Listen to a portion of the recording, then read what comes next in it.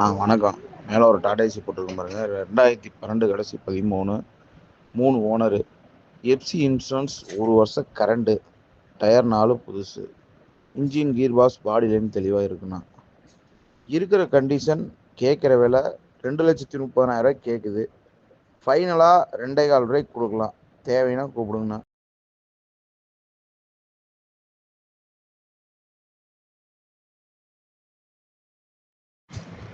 வணக்கம். மேலே ஒரு டாடா ஏசி போட்டிருக்கும் பாருங்க.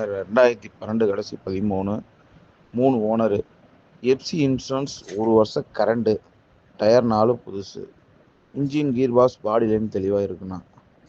இருக்கிற கண்டிஷன் கேட்குற விலை 2,30,000 கேட்குது. ஃபைனலாக 2,15 கொடுக்கலாம். தேவைன்னா கூப்பிடுங்கண்ணா.